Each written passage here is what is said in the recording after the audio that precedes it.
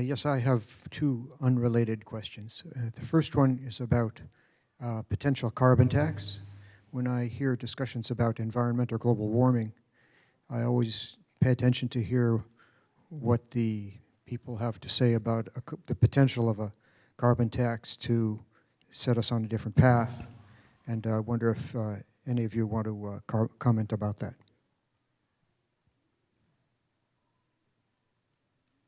I haven't looked too closely into it. A couple of broad brushstrokes I know is that it's one of the critiques is it would be a way for industry to kind of pass the buck around from industry to industry, or be able to just ultimately buy its way out of continuing on with current behavior. And then how could we have a government that we could trust enough to actually implement in a way that it would actually work? But all that with the caveat that I haven't looked at it closely enough to really, I think, offer that much more than that. And I think it comes down to, for me personally, just taking personal responsibility to actively reduce my carbon footprint every year, which I have since I started working on this book by living in a 100% solar power house, reducing the amount I fly and drive every year, and growing now all of my own fruit and vegetables.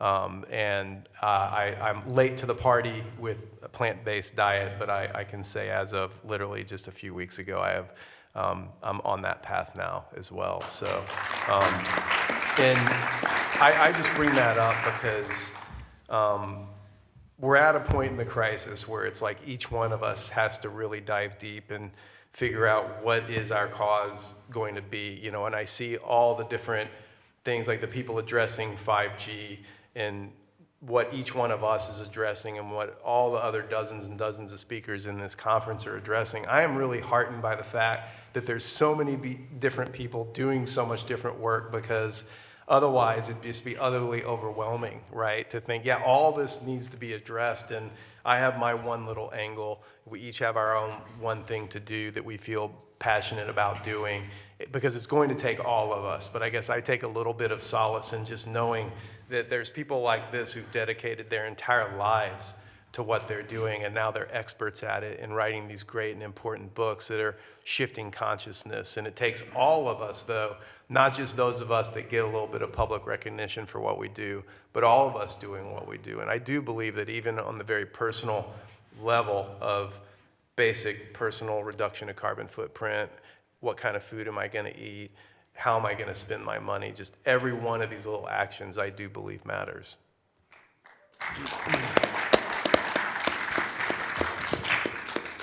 While I understand what you're saying about a carbon tax, possibly giving industry license to do what they want to do and just pay, essentially, to do that, there is likely room, I would think, for financial incentives to get us out of this in many ways. For example, I mentioned the tax breaks that I got on my solar panels and on my electric vehicle.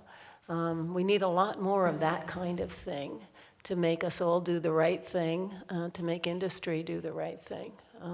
Money speaks volumes, I think, and has a lot of power.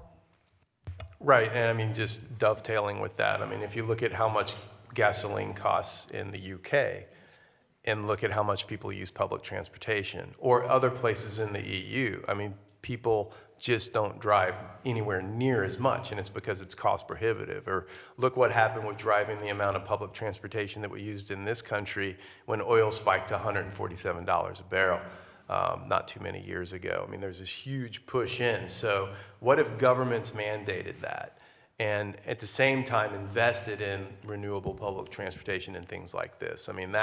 That's I think another good way that it could go. And certainly the general population, I think, would support that by a vast majority. But again, we run into that roadblock of lack of political will, unless it's forced, of course. My other question, I guess, is for Mary Beth. I learned somewhere that the animal called a guinea fowl lives off of ticks, eats them, hunts them in the grass and eats them. and maybe even just domestic chickens do the same. So I wonder if if potentially we could all be better off by having some of these animals living in our backyard as our pets. It is true that chickens and guinea fowl eat ticks. The problem is, and there have been a couple of scientific studies on this, is that they mostly eat the ticks that you find in the short grass, which are the adult ticks. It's hard for them to find the nymph ticks, they're smaller. And the areas that they generally will gobble up those ticks for us are the places that aren't of greatest risk to us. So while they do eat ticks, and to have one in your, a couple of guinea fowl in your backyard certainly doesn't hurt. It will get rid of some of them, maybe break the cycle from these adult ticks mating and laying eggs. The science basically says they're not terribly effective in terms of curbing cases of Lyme disease.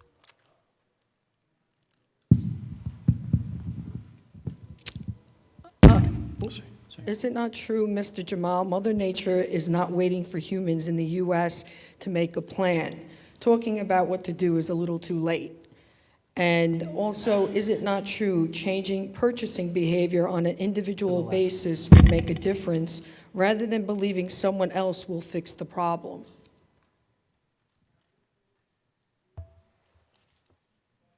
I think it gets down to moral responsibility. And do I think those changes would be a panacea fix? Of course not. That's why I led my first comment with understanding that we are in the climate crisis. There's no more future tense, that we're in it and today is better than tomorrow. And, from my perspective and everything that looking at the broader perspective of tying in everything together that's happening all at once, that's why I feel confident in saying what a lot of scientists have told me, which we have a minimum of 3C baked into the system right now, meaning no matter what we do, that's what's coming. And if we look at what's besetting the planet today and up to this point, this is from 1.2C. We're just starting. This is nothing compared to what's coming. And so where we spend our money, all that, of course that's not going to be the panacea change. But I think that each one of us has a moral obligation to do everything we can. And it has to start with some daily actions we can start doing right now. And it's true what Greta Thunberg says, action is the antidote to despair. And I think it starts with even the smallest daily actions. And I personally can't look at the big picture on a regular basis without doing a lot of concerted action on a daily basis, or I fall into despair and depression pretty quickly. And so I think it's imperative to have different things that people can grasp hold of and go do right away, and trust that if enough of us are out there doing what we can, that carries some weight to it. One thing that I shared this morning that I try to remember to share every time I talk is a little kind of thought experiment that I heard from Stephen Jenkinson, a Canadian author and storyteller, and he says, look, pretend you're on your deathbed, however many years into the future that might be, and that someone from a younger generation comes up to you and says, wow, you were alive in 2020, there were still the Western Antarctic ice shelf, we still had most of the Amazon, there was still summer Arctic sea ice, all that's gone now. There's huge parts of the planet that aren't even habitable anymore. So when you were alive in 2020, were you aware of the climate crisis? And of course, you'd have to say yes. And then they would naturally ask, so what did you do? And that's a very personal question. It's it's literally a deathbed question. And for 150 to 250 species a day right now, it is a deathbed question. And we are a species at risk, very much so. So each one of us, what am I going to dedicate my life to? Or it's like being on the Titanic. Everything looks so bleak. There's probably not going to be a magic rescuer coming. So how am I going to comport myself? Screw it, go to the bar, just get wasted? Well, go join the GOP. We got that covered. So, or am I going to see how many people I can help into the lifeboats? Or am I going to build some lifeboats? Or am I going to just try to comfort somebody who's in distress? I mean, how do we want to be? I think that's what it comes down to. And the earth is the great organizer. The earth, her, she, that's where we all came from. And I just trust that if everybody really, really listens closely and follows the direction that we get from the earth. And I don't mean that in some woo-woo way, but I mean, I've had my inspiration come when I've been out in nature, just ideas that come to me. That's how I got this book. And doing that has literally changed my life. And then brought in the next thing that I'm going to do, which is a project working with a Native American elder along the lines of what I talked about earlier, to increase awareness of what indigenous populations are doing. So each one of us has that capacity and that responsibility. Danger be damned, you know, results be damned. And so I get a little worked up about it, but it's you know, we're in this life-threatening situation, and I think being critical of what someone else does or doesn't do is not productive. When this room is, all of us are here because we care, and all of us are here because we're already all doing something, or we wouldn't be in this conference at all. And so the only question is, how can I do what I'm doing better? And how can I do it in a way that helps more people? And for me, that means, you know, what can I do to serve the earth each day? And that's a really personal question in a time of deep, deep crisis when we don't even know if all systems will still be functioning tomorrow. Because that's the world that I live in. I get up and I wonder, how much long, this economy is going to go another day, really? It's just amazing to me that all this keeps trundling along. I mean, that's how I see the crisis. Anyway, I'm sorry I rambled a bit. I hope that was a little bit helpful.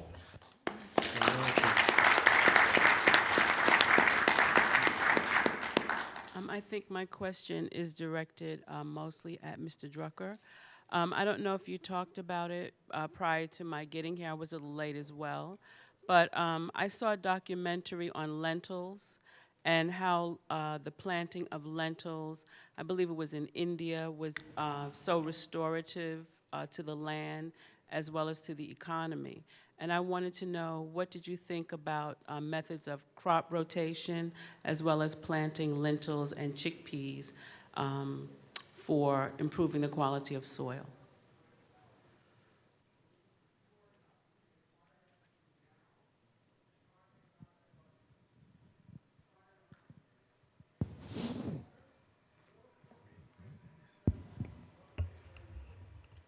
My hearing's not great, so I had to have some help from Dahr understanding your question, which sounds like a good one, and I may not be answering all of it, and if so, follow up with me.